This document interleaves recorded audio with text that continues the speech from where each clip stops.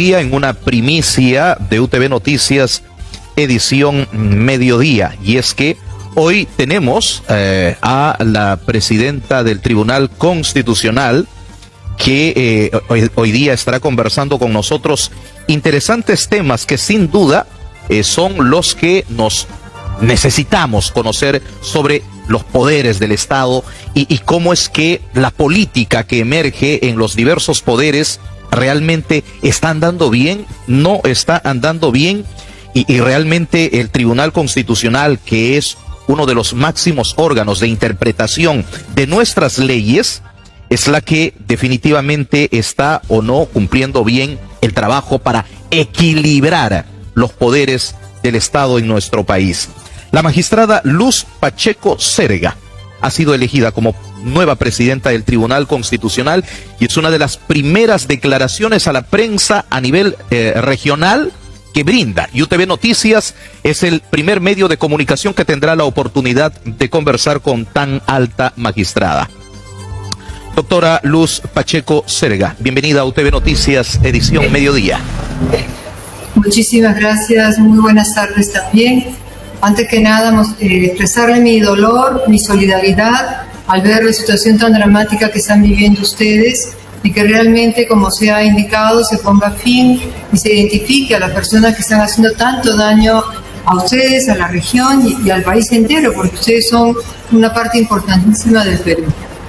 Muchas gracias, magistrada, por la deferencia. Es una de las primeras personalidades de primer nivel de el Estado peruano, como parte del Tribunal Constitucional, que se pronuncia sin indiferencia, que se pronuncia viendo la realidad que está ocurriendo, porque eso no está ocurriendo realmente con los demás poderes del Estado. Y eso es lo que me preocupa, magistrada. El presidente del Consejo de Ministros en las últimas horas ha dicho y le ha recomendado a la presidenta Dina Boluarte que no es necesario declarar en estado de emergencia 20 departamentos del país que han sido azotados por los incendios forestales y lo que es más, ha cobrado la vida de 15 personas. Y peor aún, hay ingentes cantidades de muertes. Uno ve las imágenes, uno ve las fotografías que se publican en las redes sociales, cómo no conmoverse con la ingente cantidad de pérdida de la fauna silvestre en nuestra Amazonía peruana. Empecemos con esa reflexión, por favor, luego nos vamos al marco constitucional de la labor que usted cumple como magistrada dentro del Tribunal Constitucional. Fíjese, junto al dolor que usted expresa por la desaparición de la fauna, pienso también en que son muchos cultivos de gente honrada, trabajadora, que su horizonte de trabajo ahorita se les está perdiendo. Y considero que no solo se trata ahora de apagar incendios, sino de ver cómo lograr que esas personas puedan salir adelante con su trabajo, con alternativas. Pienso que ayer fue una opinión, pero probablemente al ver lo que está pasando hoy día, el Estado tome algunas otras medidas para lograr detener este desastre, que es cierto que no solamente es en el Perú, ustedes saben muy bien que está ocurriendo a lo largo de toda América Latina casi, ¿no? Por el calentamiento global. Pero eso no quita que cada país tengamos que poner el máximo de esfuerzo para acudir a remediar esas situaciones tan duras. Bueno, pareciera que el papel que usted está cumpliendo dentro del Tribunal Constitucional es la primera autoridad a nivel nacional, lo voy a decir a título personal, de que sí está enganchada con la realidad de nuestro país. Sí está conectada y está viendo lo que está ocurriendo alrededor de nuestro país. Pero no pasa lo mismo con el Ejecutivo y con el Legislativo. Vamos a empezar con una primera que me gustaría, por favor, su interpretación desde la facultad constitucional que usted tiene. El tema de la bicameralidad. El pueblo peruano ha sido consultado. Se le dio la oportunidad de decidir de que no queremos bicameralidad. Y así se decidió en las urnas. Sin embargo, nuestros legisladores parece que no lo entendieron o nunca se enteraron de que los peruanos dijimos no a la bicameralidad y ya hay una ley establecida por el Congreso de la República. ¿Cuál es la lectura que tiene usted? A ver, la reforma de la Constitución se puede hacer por medio de estos referéndum, pero también establece la misma Constitución que cuando hay por ejemplo como ahora, no se cambió de 2 cámaras a 1, se quiere volver a 2, pues entonces tiene que ser en 2 legislaturas que se apruebe esa modificación. Se ha cumplido con ese requisito que establece la Constitución. Por eso hasta el momento nadie ha presentado una acción de inconstitucionalidad al respecto. Pero de todas maneras creo que, como siempre, será el voto del ciudadano el que exprese su rechazo o su aceptación cuando se convoque a las votaciones por esas 2 cámaras. Que mire, es un modelo admitido en muchos países. Hay gente que considera que se aumenta la burocracia, otros dicen que no, que más bien con un Senado probablemente no habría tanto conflicto entre poderes, porque serían leyes mucho más meditadas, mucho más reflexionadas. No es fácil la respuesta, pero creo que lo importante es estar todos comprometidos con la buena marcha del país. Definitivamente, a veces uno no entiende, ¿no?, el comportamiento de quienes nos gobiernan, de quienes tienen los grandes poderes decisores. Sin embargo, me viene otra. La constitución política del Estado indica, en el caso de la policía, de que el Ministerio Público es el encargado de la investigación preliminar en cualquier caso. Pero el Congreso de la República lo interpreta de otra manera ahora y le da la titularidad de la investigación preliminar a la policía. O sea, ya han acordado también eso. O sea, ¿qué pasa con nuestro poder legislativo? Yo creo que lo que pasa es que las personas que fueron elegidas muchas veces no representan lo que la mayoría piensa. Hay muy buenos congresistas, pero junto a ellos otros que no lo son. Por eso para mí lo más importante es que cuando nos convoquen nuevamente a las urnas, no nos dejemos llevar por una opinión, por una simpatía del momento, sino ver la trayectoria de la persona, ver el partido cuál es su ideario, para que no nos encontremos con esas sorpresas. Ahora, frente a este asunto concreto, ya hay una acción presentada ante el tribunal sobre la inconstitucionalidad de esa disposición, justamente por lo que usted está comentando. Entonces, cuando el Congreso se extralimita en sus funciones, a Dios gracias que hay mecanismos democráticos para que se puedan poner las cosas en su lugar. Y esa responsabilidad nos corresponde al Tribunal Constitucional, que actuamos con independencia, con autonomía, a pesar de que haya sido el Congreso el que nos eligiera, pero no tenemos ningún tipo de afiliación política, sino nuestro compromiso es con la justicia, con la Constitución, con la nación.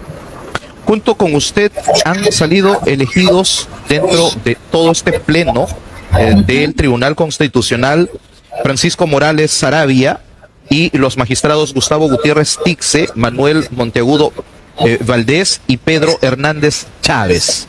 Y César Ochoa, el doctor también César Ochoa. Bueno, correcto. Sí, 7. Es una garantía infalible de que este Tribunal Constitucional no sea intervenido por los poderes del Estado como se ha pretendido. Mire, la gran ventaja que tiene la población hoy en día para tener esa seguridad es que hemos sido elegidos después de un riguroso y largo proceso de concurso de méritos. No hemos llegado por un simple acuerdo partidario. Por tanto, hay sí una base objetiva que determina que esas personas que estamos ahí tenemos los suficientes méritos, por decir así, académicos, personales, profesionales, y que se puede, o sea, no somos infalibles, pero sí actuamos con rectitud. Eso se lo garantizo y con independencia. Con cada uno de los que conforman el Pleno. Sí. Y por eso hay debates, por eso a veces nos demoramos, porque no estamos de acuerdo, pero siempre de manera alturada y buscando todos el bien del Perú. Pero a veces cada uno tiene un punto de vista para lograr eso que pueda hacerlo mejor, ¿no? Pero queremos de ahora en adelante también ser más céleres en este tipo de enfrentamientos que están habiendo para que poco a poco vuelva la calma y cada quien sepa cuáles son sus competencias y el país viva un poquito más tranquilo. Presidenta, ¿cree usted que estamos dentro de un marco constitucional democrático que no pone en riesgo la institucionalidad dentro de nuestro país?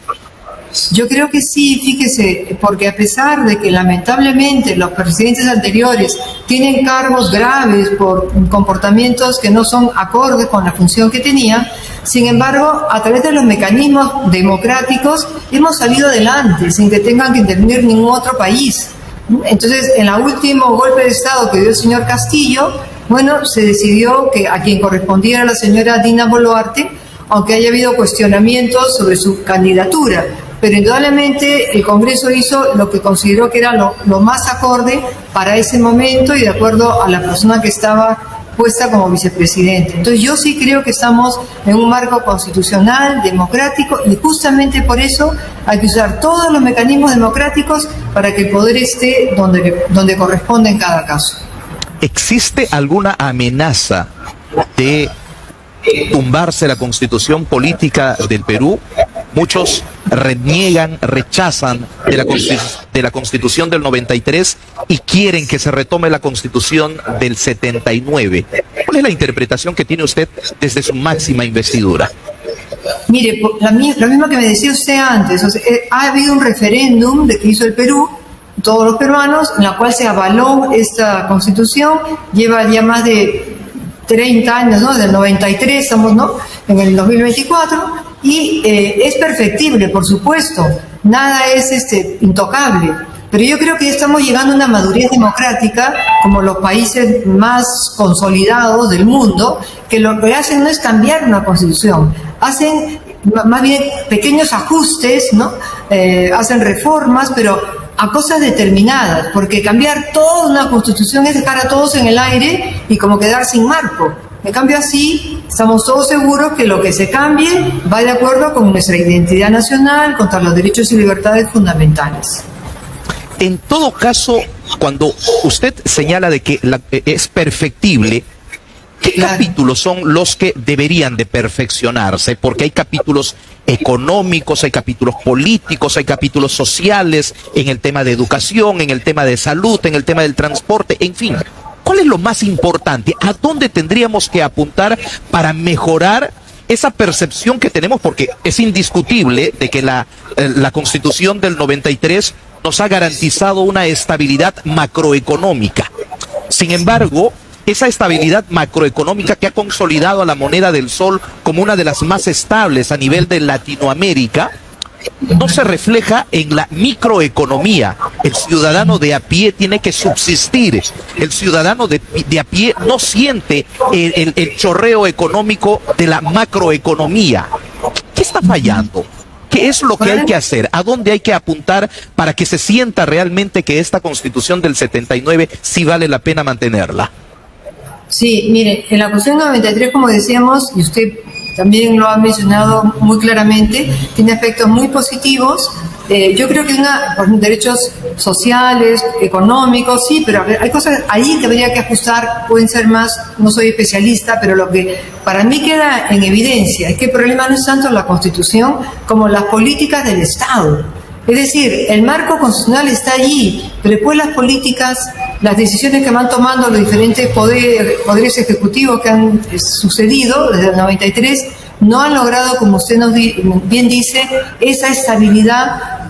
En algún momento sí, pero ahorita hay como un retroceso, una inestabilidad, que bueno, será cuestión de nuevamente políticas públicas, evitar la corrupción, porque tantos millones se van en la corrupción. ¿Cuántos hospitales habría? ¿Cuántos colegios? ¿Cuántos agua, desagüe? Que después nos enteramos que son millones que se fueron por esta corrupción. Entonces, hay que hacer, yo diría, ¿no?, una campaña de preservar nuestros valores de honestidad, de trabajo bien hecho, de no querer llegar a puestos del Estado para servirse del Estado, sino realmente para ayudar a los demás, para lograr que nuestro país sea grande y toda su gente tenga el desarrollo que se merece en todo el país. Yo he querido expresamente hablar, ya sea televisión, radio, con todas las regiones, porque yo he vivido fuera de Lima muchos años. Y sé y conozco el centralismo limeño, que me parece muy dañino, porque uno puede pensar que el Estado no lo considera, ¿no? Sí lo considera, pero necesitamos ser más visibles, ¿no? Que todas las regiones sean más visibles con su problemática para que el gobierno central pueda apoyar en lo que corresponda al gobierno regional. Pídanle ustedes, diría yo, más cuentas a los gobiernos regionales, porque se les da mucho dinero. Entonces, allí pienso yo que hay que poner la lupa. En los gobiernos regionales, ¿qué hacen con el canon? ¿Qué hacen con todas las transferencias que les han hecho? Y ustedes, los periodistas, ahí tienen una labor estupenda. De hecho que sí. Yo saludo enormemente porque es una de las primeras magistradas dentro de uno de los poderes que tenemos a nivel nacional la máxima institución de interpretación de nuestras leyes, en abrir sus fronteras, en abrir su despacho, y gracias más bien por la deferencia de ser uno de los primeros medios en televisión a nivel de Perú, a nivel de la Amazonía peruana, que nos permita conversar abiertamente sin que nos pongan trabas y sin que se agende un tema en particular, sino más bien la realidad del día a día que nos toca vivir y lo que realmente el ciudadano de a pie quiere escuchar de sus autoridades. Eso saludo enormemente, señora presidenta del Tribunal Constitucional, porque definitivamente rompe todo tipo de barreras. ¿Cuánto me gustaría, por ejemplo, que la presidenta Dina Boluarte, el presidente del Congreso de la República, nos permitan entrevistas de esta naturaleza como la que usted hoy está dando el ejemplo, hablando con el interior del país, con los periodistas que manejamos la realidad de nuestras respectivas regiones? Porque una cosa es la costa, otra cosa es la sierra y otra cosa es la realidad de la Amazonía peruana, que no tiene nada que ver con la similitud de la conectividad que tiene la sierra y la costa de nuestro país.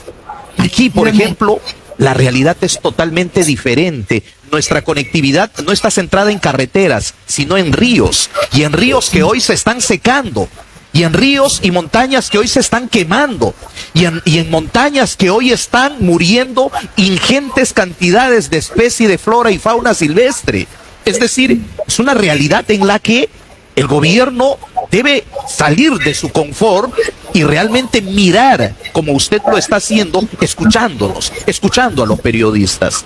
En ese sentido, presidenta, me gustaría también, no quería pasar por alto porque muchos me están consultando sobre el particular, la situación de la devolución de los aportes al FONAVI, que es un tema histórico.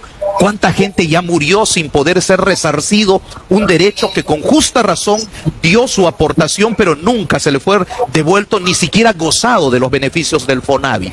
¿Cuál es la interpretación que tiene hoy a raíz de todo este tema? Es también un tema, como usted dice, ya largo, de larga data, doloroso, porque mueren personas sin poder haber accedido a su derecho, pero que también está directamente relacionado con la política que quiere hacer el Ejecutivo, porque el dinero lo maneja el Ministerio de Economía y Finanzas. Creo que ahí la Defensoría del Pueblo tiene que ser un gran aliado, ¿no? Y en la medida de lo posible nosotros, si nos llega alguna otra cosa más, también tenemos oportunidad, ¿no? de cuestionar por qué es lo que está pasando, qué van a hacer para solucionar ese. Yo tomo nota de todas maneras para ver dentro de nuestra competencia si queda algo que podamos hacer al respecto. Eso sí me comprometo. Correcto. En plena pandemia se abrieron los fondos de las AFPs. Se intentó ahora también hacer lo mismo con la ONP. Sin embargo, el gobierno cerró las puertas y ahora ve usted que el Tribunal Constitucional ha declarado inconstitucional e ilegal la suspensión de las pensiones que otorga la ONP. ¿Nos puede ampliar un poco, por favor? Sí, mire, ahí yo diría que hay dos problemas graves. El primero es que justamente leí ayer una serie de informes en la que ponen de manifiesto que hay personas fallecidas que tramitan la pensión de viudez o la pensión, incluso la pensión correspondiente, pero como todo se tramita por documentos, y después de tiempo descubren que estaba muerta, o sea que todo había sido un engaño, ¿no? Entonces eso es muy triste, que haya tan poca honradez en las personas. Pero por otro lado, la ley es muy clara al establecer que lo que la ONP o una AFP puede hacer después de que da una pensión es hacer una fiscalización posterior. Pero tiene un plazo de 2 años nada más para que si dio la pensión y descubre que hay un engaño, puede anularla de oficio, es decir, por voluntad propia. Pero no hay ninguna ley que faculte a estas entidades a suspender el pago de la pensión. Y lo que nos llegaba al tribunal era pensiones que venían dándose hace 15 años, 18 años, que la ONP había decidido suspenderla porque decía que la documentación presentada no le daba certeza, pero no le daba ocasión de defenderse al pensionista. Y después de suspenderla, la anulaba. Y habían pasado los 2 años que daba la norma. Lo que hemos hecho nosotros es, hay que dar resoluciones que estén fundamentadas en derecho. Por tanto, ese tipo de decisiones que tenía la ONP estaban amparadas por jueces, pero que habían ido en contra del ordenamiento jurídico. Por eso ahora la ONP se le recuerda que tiene solo 2 años para hacer ese tipo de anulaciones. Si pasa el tiempo, a lo mejor puede ir a un juez y al juez penal decir, señor, acá hay una adulteración, acá hay un engaño, y pongo una medida cautelar para que no sigan pagándole la pensión. Eso es otra cosa.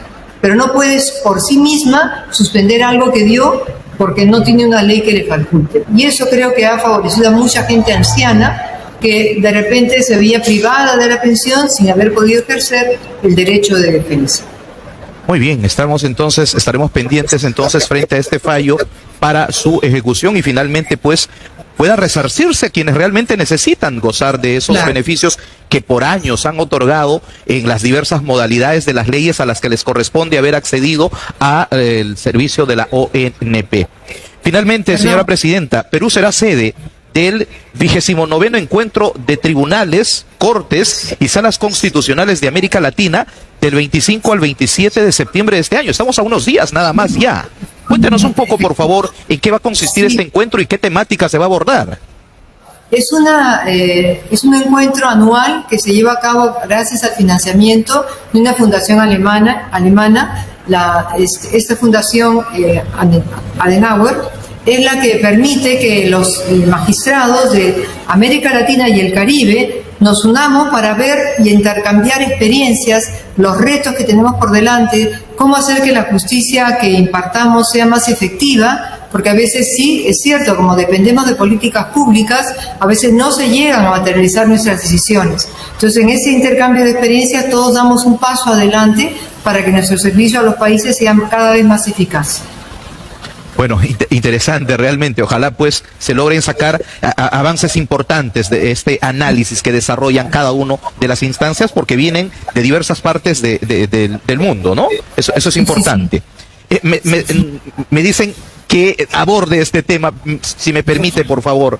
El Tribunal Constitucional, la Sala Primera del Tribunal Constitucional ha reconocido derechos pensionarios a cesante de salud. ¿Genera un precedente para los demás cesantes? Claro, o sea, a ver, en todos los casos las personas tienen que demostrar que ha trabajado formalmente y por tanto la empresa en la que trabajó ha aportado y nuestras sentencias no necesariamente tienen que ser precedente vinculante para que obliguen a los jueces. El Código Procesal Constitucional establece que la interpretación que hagan los jueces del Poder Civil, o sea civil, laboral, comercial, lo que fuera, tienen que seguir los criterios del Tribunal Constitucional. Así que ese criterio tiene que seguirse en otras decisiones que pueda tomar el Poder Judicial en adelante. Pero no es que sea una regla ciega, no es una regla ciega, sino que siempre se verá cada caso y cada caso. Muy bien. Yo quiero agradecerle la deferencia que ha tenido de cedernos estos minutos de su ajetreada agenda de trabajo que tiene usted dentro de una de las instancias más importantes, que es el máximo órgano de interpretación de nuestras leyes. Y espero, señora presidenta, que no sea la primera y la última que podamos conversar. Ha sido todo un gusto realmente y que sirva como ejemplo para las demás autoridades del nivel nacional puedan también dar una mirada al interior de nuestro país. Ha estado con nosotros Luz Pacheco Serga, presidenta del Tribunal Constitucional. Muchísimas gracias.